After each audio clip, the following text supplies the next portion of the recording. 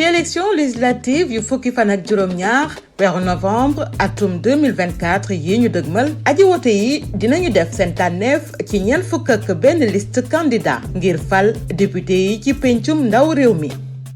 ngir voté aji wote bi ñi ngi sàkku mu doxalee nii. dafay dugg ci bureau de vote bi jox carte d'identité biométrique CEDEAO président bureau de vote bi wane ay loxoom ngir firnde ni votéwul feneen. président bi wax ca kaw ci ay kàddu yu leer turu aji wote bi ci kanamu Sénat ak ña fay toogal candidat yi.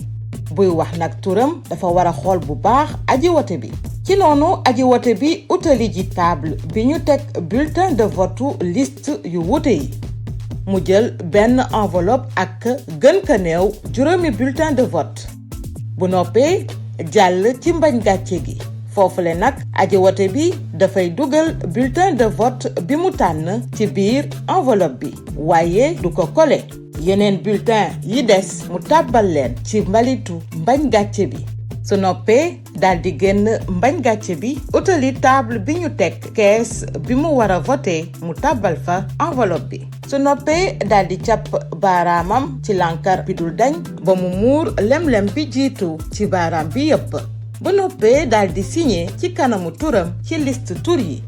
su fekkee mënul signé dafay jël baaraam bi dugal ko ci lànkaru tampon bi taqal ko ci kanamu turam.